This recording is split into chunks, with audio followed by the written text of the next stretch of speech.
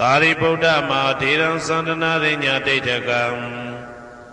ထေရသိတ္တိသူဝါစေတံတံကံဝန္ဒမအာတေရံ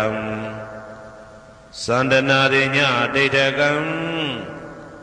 အနောတအိုင်တကျောသန္တကုတော်၌ဟောမြတ်တော်မူသမျှမြတ်ဗုဒ္ဓဤ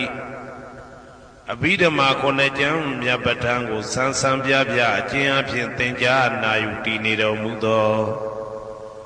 ထေရသိတ္တိလင်းတို့သား900ဖြစ်သောခါ၌မြတ်စွာဘုရားကတ္တပဤတာဝကနှစ်ဦးဟောမြတ်ကျူသည်သန္တုပိဓမ္မာဒေသနာတော်ကိုကျင့်ဥစွာဖြင့်နာယတိကျိုးအမျိုးမျိုးဤကောင်းကျိုးဆင်းဆင်းမြင့်ထမြင့်၍ရှင်မြတ်သာသနာကျုံသည့်ခါဝေ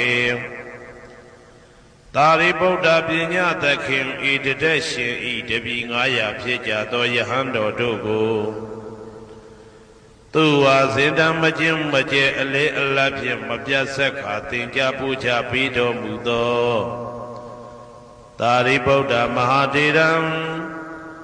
ဟိုရှိချိန်မှယနေ့ကြအောင်ဗုဒ္ဓဗိဓမ္မာဒေသနာတော်ကိုသင်ရလွယ်မှုဤသေးပြုတော်မူသောသာရိပုတ္တမိခေါ်မြတ်ထေကျော်နှင့်တကွဖြစ်သောတန်ခါပရမတန်ခါမြရိယနှင့်တာမုဒ္ဒိတွင်ခေါ်တန်ခါတော်များအပေါင်းအရှင်ကောင်းတွေကို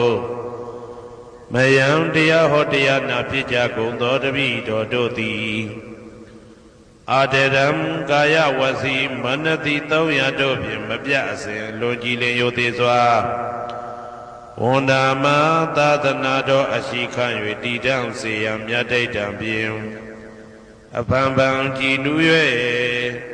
ရှိခေါ်ပူမျောလိုက်ကြပါကုန်၏အရှင်ဘုရား